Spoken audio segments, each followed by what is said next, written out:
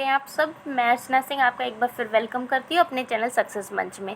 तो MPPSC pre के लिए हम लोगों ने 45 डेज चैलेंज शुरू किया है। उसका आज डे 3 है। तो हम अपना सिलेक्शन विद पॉजिटिविटी के साथ ले रहे हैं, अपना एक सीट रिज़र्व कर रहे हैं एमपीपीएससी प्री में अपनी इस जर्नी के साथ। तो चलिए देख लेते हैं आज डे 3 में आप लोगों को क्या क्या करना है।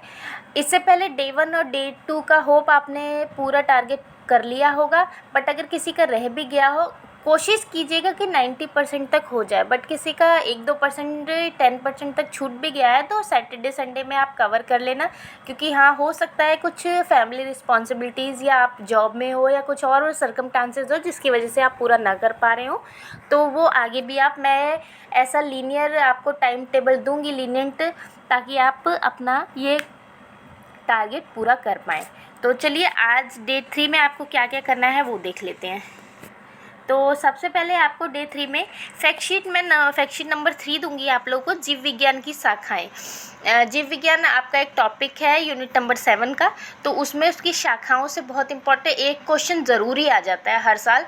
तो जैसे विटीकल्चर क्या है, सेरीकल्चर क्या है, इस पर पूरा एक फैक्ट शीट आपको प्रोवाइड करवाई जाएगी जिसमें एक ही जगह सब कुछ दिया जाएगा। तो इसकी वीडियोज़ आपको मिल जाएंगी।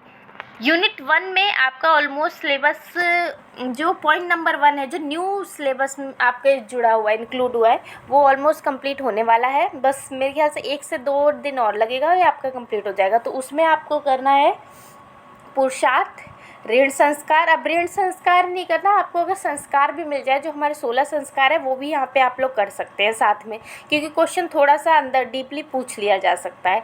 यज्ञ, पंच महायज्ञ और वर्णाश्रम, ये चार टॉपिक आपको यहाँ पे करने हैं।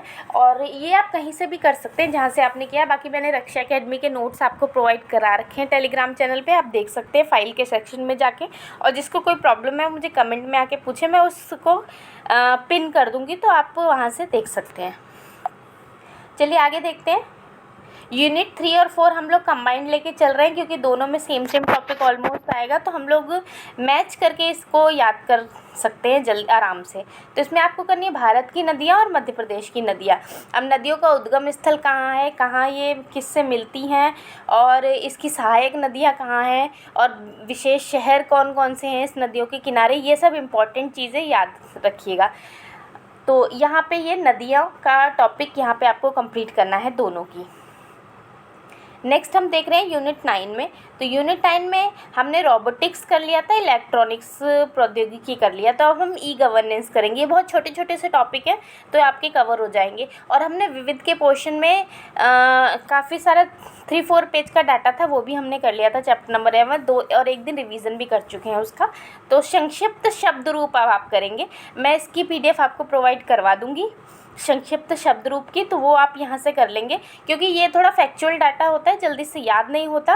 तो आप इसे 2-3 बार रिवाइज़ करेंगे तब इसे याद होगा। तो मैं इसे 1-2 दिन रिवीजन में भी लेके चलूँगी। तो ई गवर्नेंस आप यहाँ टॉपिक तैयार करके संक्षिप्त शब्द रूप भी साथ में तैयार करेंगे। चलिए आगे देख लेते हैं। अब हम देखेंगे यूनिट 8। यूनिट 8 में डेली का करंट अफेयर तो आप कर ही रहे हैं, बहुत अच्छे से करिएगा। और MP इंटरनेशनल नेशनल स्पोर्ट्स सब एक साथ लेके यहाँ पे चलना है। 8 में के करंट अफेयर मैं एक आध वीडियो भी प्रोवाइड करवा रही हूँ, मैं PDF भी प्रोवाइड करवा दूँगी आपको। और जनवरी का, और आपने जहाँ से किया है स्पेसिफिक रहिए, वहीं से करना, कहीं और से मैंने अगर प्रोवाइड किया है कोई ज़रूरी नहीं आप उससे करें। मैंने तो जो जिसके पास कोई मटेरियल नहीं है उसके लिए प्रोवाइड करवाया है, तो आप वहाँ से भी कर सकते हैं। अब जनवरी की करंट अफेयर आधी तो ऑलमोस्ट आपकी 2 दिन में हो ही चुकी होगी। 1-2 दिन और लेके जनवरी की करंट अफेयर यहाँ पे ख़त्म करते हैं और आगे हम फरवरी अब शुरू करेंगे। नेक्स्ट है MCQ प्रैक्टिस। ये आप किसी बुक से कर सकते हैं, किसी के नोट से कर सकते हैं, कोई वीडियो देख के कर सकते हैं। जो मुझे कुछ वीडियोस अच्छी लगती हैं वो मैं साथ के साथ आपके प्रोवाइड करवाती जा रही हूँ, जो मुझे लग रहा है कि हाँ इससे आपको बेनिफिट हो सकता है।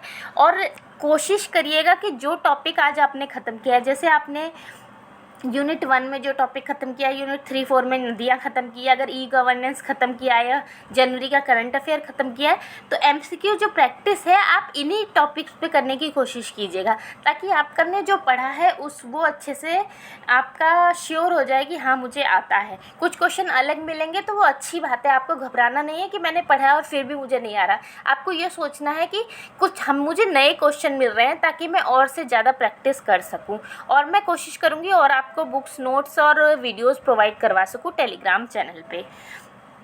तो होप आपको ये सब चीज़ें समझ में आ रही होंगी। अभी भी किसी को कोई प्रॉब्लम है, किसी चीज़ की क्वेरी है, तो आप मुझे कमेंट करके ज़रूर बताइए, और चैनल को लाइक और सब्सक्राइब ज़रूर कर दीजिएगा, और अपने फ्रेंड्स में इसे शेयर ज़रूर कर देना। तो फैक्ट शीट मैं आपको प्रोवाइड करवा दूँगी। Thank you, thanks for watching success मंच।